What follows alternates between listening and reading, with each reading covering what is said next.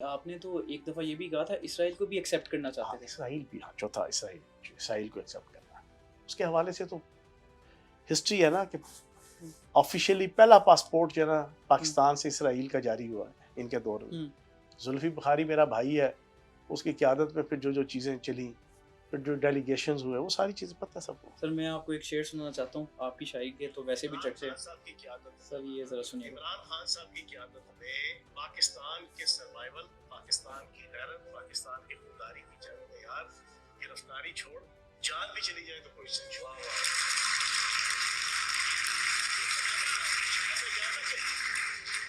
جس دھج سے کوئی مقتل ہو گیا وہ شان سلامت رہتی ہے. یہ جان تو آنی جانی ہے، اس جان کی کوئی بات نہیں. یہ بازی عشق کی بازی ہے، جو چاہو لگا دو ڈر کیسا. اگر جیت گئے تو کیا کہنے، ہارے بھی تو بازی بات نہیں. سر آپ نے تو جان دینی تھی خان صاحب کے لیے، ہاں لیکن جب جان دینے کا وقت ہے آپ تو سائڈ پہ ہو گئے. نہیں جان دینی تھی کہ ہم، خان صاحب ہمیں سیدھے رستے پہ چلائیں گے. ہم، خان صاحب کہیں گے کہ آپ اپنے گھر کو اور اپنے ریاست کو آپ آگ لگا دو، تو اس کے لیے نہیں جان دینی تھی. ہم.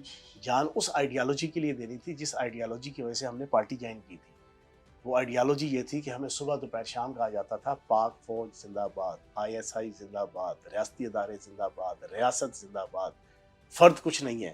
آپ نے مجھے یہ ایک چیز سنائی ہے، میں آپ کو اس امت مسلمہ کے عظیم نصر باز کی کم از کم 2000 کلپ سنا دوں گا کہ جو بات کہتا تھا اس سے الٹ جناب وہ کر رہا ہے.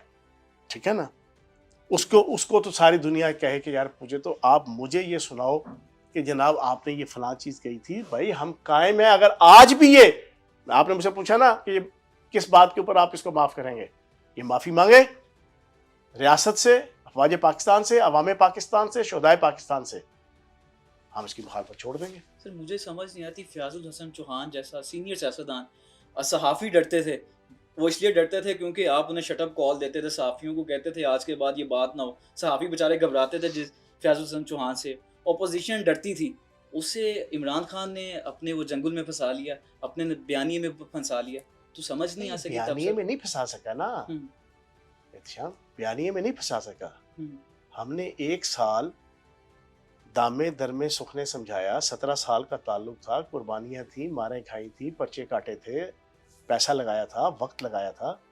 بندہ یکدم باپ حرامی نکل آئے نا تو بچہ فوراً جو ہے نا اس کو نہیں چھوڑتا. ہم.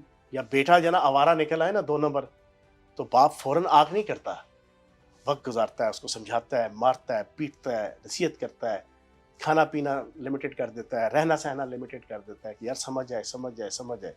لیکن جب کوئی خون کا رشتہ بالکل اپنے آپ کو ننگا کر دے کہ میں نے جناب گناہوں کی دلدل میں اور بغیرتی اور ضلالت میں میں نے ڈھلنا ہی ڈھلنا ہے، تو پھر اس کو جناب سائڈ پہ اس سے سائڈ پہ ہوا جاتا ہے یا اس کو سائڈ پہ کیا جاتا ہے. تو ہم نے بھائی جان 13 مہینے پورے کوشش کی جب اس نے ٹریک چینج کیا اپریل 2022 میں کہ یار یہ سمجھ جائے سمجھ جائے سمجھ جائے. پھر سٹنگ MP تھے، سٹنگ منسٹر تھے، 62 63 آرٹیکلز کی آبلیگیشنز تھیں. کرتے گئے جیسی اس آبلیگیشن سے نکلے، آپ کا فیبری میں آپ کی اسمبلی فارغ ہوئی، اگلے 2 مہینے سے 1.5 مہینے، ان 1.5 مہینوں میں ہم نے اپنا کٹا کٹی ڈیسیژن تقریباً کر لیا. اور پھر جب 9 مئی ہوا تو اس کے بعد جیل کے اندر 8 دن تسلی سے انالیسس کیا. رب کعبہ کی قسم کھا کے کہہ رہا ہوں، اپنی دونوں والدین جو فوت ہوئے ہیں، ماں باپ، ان کی قسم کھا کے، لا الہ الا اللہ محمد رسول اللہ، مجھے جیل کے اندر کسی نے ایسے بھی انگلی نہیں لگائی. وجہ کیا تھی؟ سنیں نا سن. دوسری، یہی کلمہ پڑھ کے اور اپنے ماں باپ کی قسم کھا کے کہہ رہا ہوں، مجھے جیل کے اندر کسی نے میری کوئی معاشی یا اخلاقی فائل نہیں دکھائی کہ میں رستہ چینج کروں. میں نے خود 13 مہینے جو ساری کی ساری اس تحریک کا انالیسس کیا ہوا تھا، پریکٹیکلی کیا ہوا تھا. پھر میرے بھائی بڑے، میرے بچہ، میرا بہن بھائی ساروں نے کہ یار یہ دشمن کی پوری کیمپین ہے، یہ پاکستان کے حق میں نہیں ہے، یہ زیادتی ہوئی ہے، تباہ و برباد ہو گیا ہے یار پاکستان شہداء کے ساتھ. ابھی چیزیں تو کھلی نہیں نا تھی، ہمیں تو بعد میں چیزیں کھلنا شروع ہوئی نا. پہلے 3 4 5 6 دن تو پتہ ہی نہیں چلا کیا کیا نقصان ہوا تھا. 9 مئی کے بعد آہستہ آہستہ چیزیں باہر آنا شروع ہوئی، کیا کیا تباہی و بربادی اور پھر پلان پورے. تو ہم تو بھائی جان پورے سوچ سمجھ کے، پوری ڈٹرمنیشن کے ساتھ، پورے ارادے کے ساتھ پارٹی چھوڑی تھی اور پورا 1 گھنٹہ پریس کانفرنس کی تھی. बाकी सारों ने टेढ़े मुंह के साथ ना 1 मिनट की 2 मिनट की बात करके भाग जाते थे। हमने पूरे जज्बे हौसले के साथ 1 घंटे की प्रेस कॉन्फ्रेंस करके डंके की चोट पे, जब तक सहाफी नहीं थक गए सवालों जवाब से, उस वक्त तक उठा नहीं था। अगर मैं 2 नंबर होता ना तो मैं भी इन सारों की तरह जो बाकी 100-150 बंदा छोड़ के गया था, नंगी जाओ तो खंगी जाओ, एक माहौल बना हुआ था ना इस्लामाबाद प्रेस क्लब में, कि कन अखियों से जनाब ऐलान किया और भाग गए। मैंने इस तरह नहीं।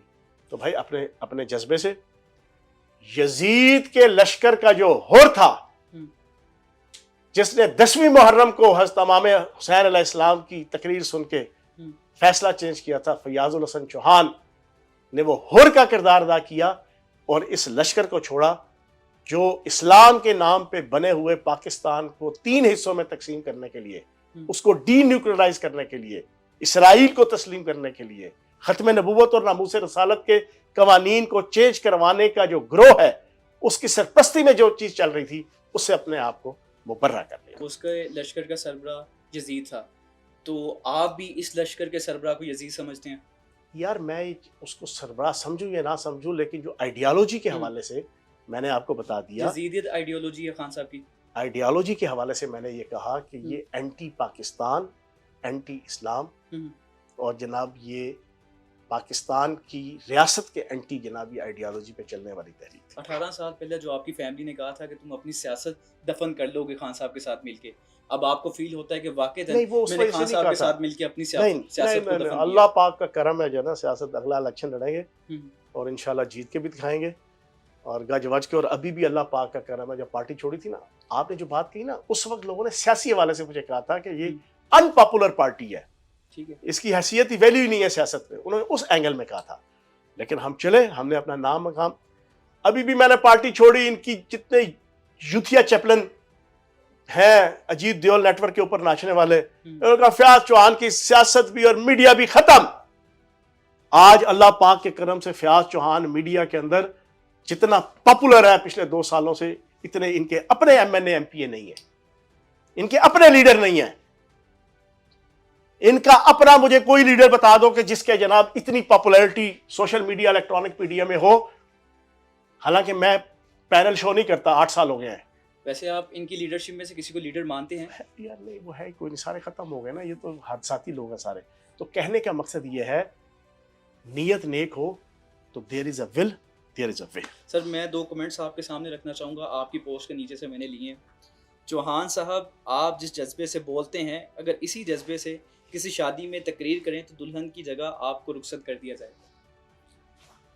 कैसा लगता है? बात ये है, सोशल मीडिया वो टूल है, ये किसी एक बहुत बड़े मौजूदा स्कॉलर का कॉल है, सोशल मीडिया वो टूल्स हैं कि जिसमें सेलिब्रिटीज के ऊपर ट्रोलिंग की जाती है। तो ये जो ट्रोलर्स होते हैं ना नीचे कमेंट्स में, पढ़ते हैं वैसे कमेंट्स? नहीं, मैं नहीं पढ़ता। आखिरी दफा कोई पढ़ा हो? मैं पढ़ता ही नहीं। अच्छा। मैं जब उस वक्त भी था पीटीआई में, उस वक्त भी नहीं पढ़ता था, मैं अब भी नहीं पढ़ता। मेरा मौकफ ये है कि अपना मौकफ गज वज के बयान कर दो, उसके बाद छोड़ो यार कौन क्या कह रहा है क्या नहीं कह रहा है, अपना मौकफ बयान करो, दुनिया वालों को अपना मौकफ बताओ, समझाओ, उनके जहनों में बिठाओ।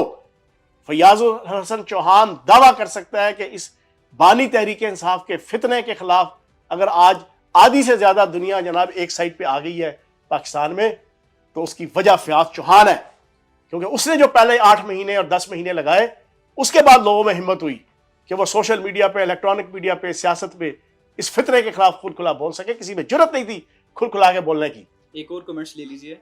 आपने जितनी पार्टियां बदली हैं, अगर इतनी बार कपड़े बदले होते तो आज फैशन आइकॉन कहलाते। देखिए बात ये है कि जितनी मौकफ बानी तहरीक इंसाफ ने गिरगिट की तरह बदले हैं ना हर इशू पे, तो ये जिसने कमेंट लिखा उसको कहना कि इतने अगर जनाब